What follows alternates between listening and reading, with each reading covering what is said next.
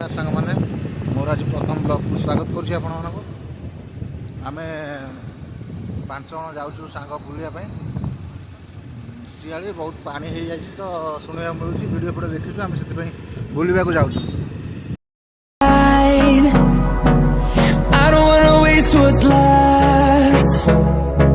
The storms we chase are leading us, and love is all we'll ever trust. Yeah,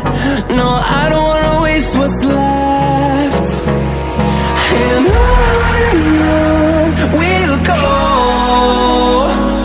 through the wastelands, through the highways, till my shadow turns to sun rays. And on. ये हूँ आम भारतर शेष ग्राम आ पाखक लगे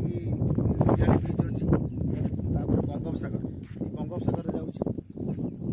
जापर बंगोपसागर पर Thailand रहा बांग्लादेश रहा सब यही साइड रहा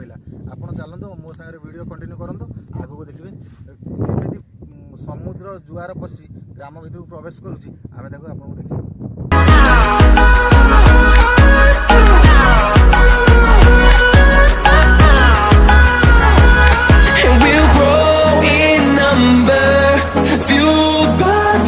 See the horizon,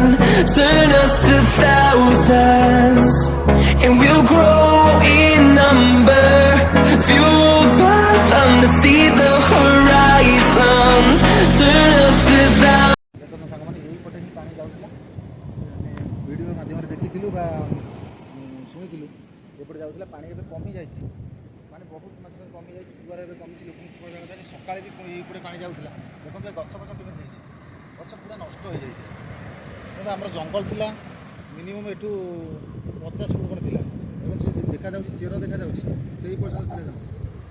थे पानी स्रोतर धोई जाइए आमर लोक कहवा कथा कम आरंभ करेंगे 60 कोटी थी आगुरी एवं 100 कोटी बजेट हो जाए कम तुरंत आरंभ करेंगे आम झाऊ जंगल आम सियाड़ी ब्रिजर उन्नति सब कम करेंगे।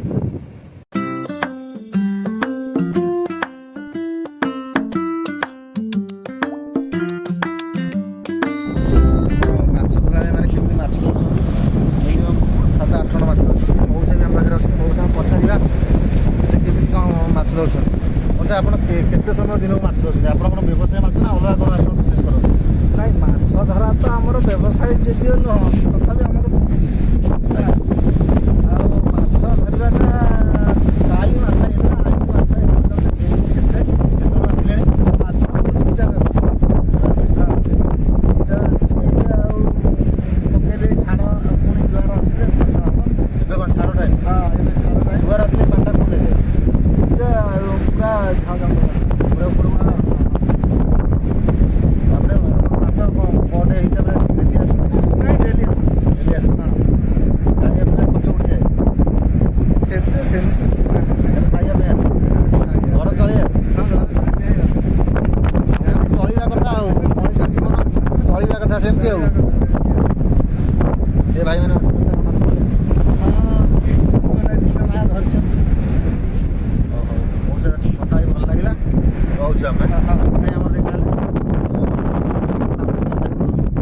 माछ नहड़ी देखा देखा गले आम जाल नहीं पकाऊ पानी पूरा फुटला खाली जुआर बेले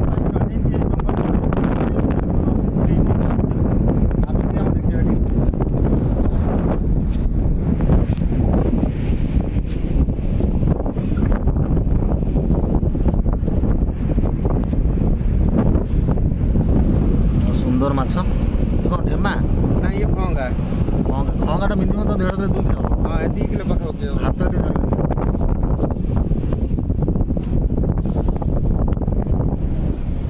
विशाल खंगा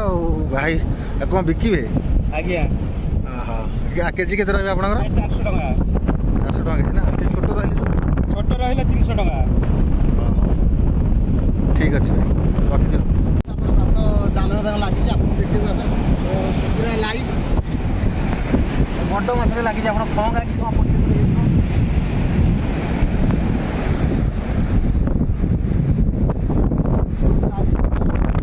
बहुत बड़ माछ मन पूरा खुशी अच्छे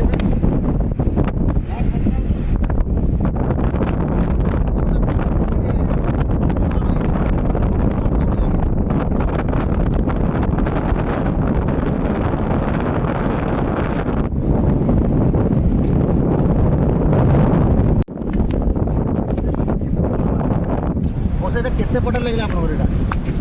କେତେ ଥର ପକେଇଲା ପରେ କହି ହବନି ପୁରା ସକାଳୁ ରହିଛି ଜଣା ପଡ଼ିନି ଏଇଟା ପ୍ରଥମ ମାଛ ଥିଲା ଆପଣଙ୍କର ସେଥିପାଇଁ ପୁରା ଖୁସି ଏଇଟା କେତେ 2 କେଜି ଖଣ୍ଡ ହବ ଇୟା ହବ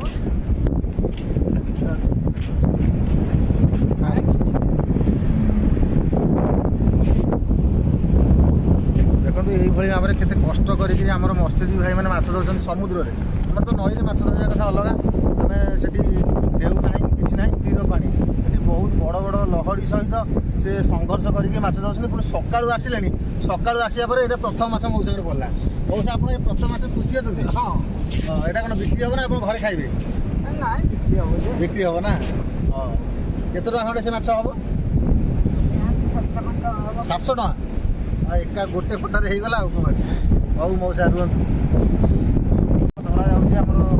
ମାଛ ଧରା କେମିତି ଧରନ୍ତି ଆପଣ ଦେଖନ୍ତୁ ଭାଇମାନେ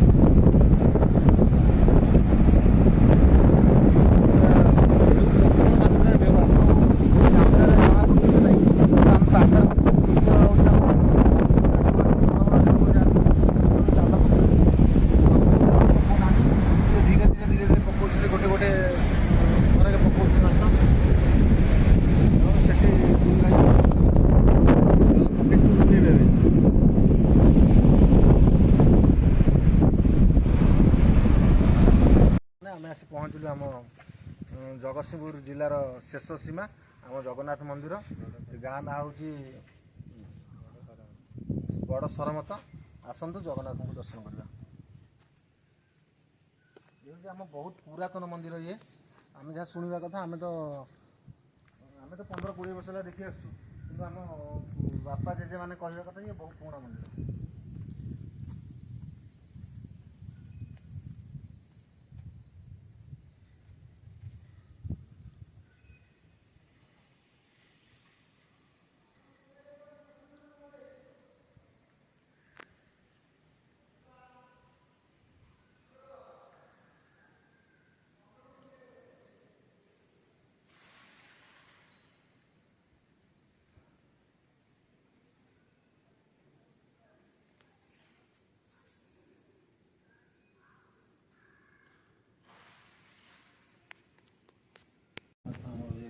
ଇଏ ହେଉଛି ମୁଖ୍ୟ ମନ୍ଦିର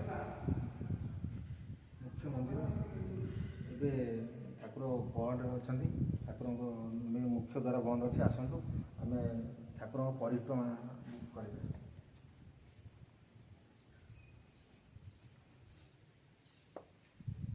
ମନ୍ଦିରଟା ହେଉଛି ଲକ୍ଷ୍ମୀ ମାଙ୍କ ମନ୍ଦିର ବୋଧେ ଯାହା ଲାଗୁଛି ସୁନ୍ଦର ଦୃଶ୍ୟ ଠାକୁରଙ୍କ ଠାକୁରଙ୍କ ବେଢ଼ା ସବୁ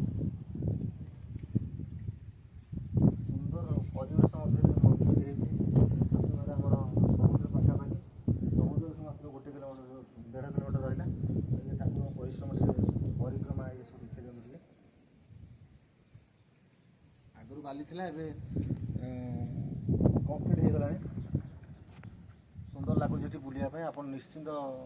ଠାକୁରଙ୍କୁ ଦର୍ଶନ କରିବାକୁ ଆସନ୍ତୁ ଏବଂ ସୁନ୍ଦର ପରିବେଶକୁ ଉପଭୋଗ କରନ୍ତୁ ମୁଁ ଗୋଟେ କଥା କହିବାକୁ ଭୁଲି ଯାଇଥିଲି ଆମର ଇଏ ବାହାଘର ପାଇଁ ମୁଖ୍ୟ ମନ୍ଦିର ଯାହା କହନ୍ତି ଏଇ ଜାଗାରେ ହିଁ ଦେଖିଛନ୍ତି ଯେ ଏଇ ଜାଗାରେ ହିଁ ବାହାଘର ହୁଏ ହଜାର ହଜାର ବାହାଘର ବର୍ଷକୁ ହେଉଛି ଏ ବର୍ଷ ମଧ୍ୟ ବହୁତ ବାହାଘର ହେଇଥିବ ଆମେ ବି ଆସିଛୁ 1-2ଟା ଆଟେଣ୍ଡ କରିଛୁ ବାହାଘର ପାଇଁ ମୁଖ୍ୟ ମନ୍ଦିର ସରମତ ମନ୍ଦିରକୁ ଆମେ ନିଆଯାଉ ପ୍ରଥମ ବାହାଘର ଠିକ୍ ହେବ ମାନେ ଯଦି ମନ୍ଦିର ବାହାଘର ହେଲା ତାହେଲେ ସରମତରେ ହିଁ ହେବ ଏ ହେଉଛି ଆମ ଜଗନ୍ନାଥ ମନ୍ଦିର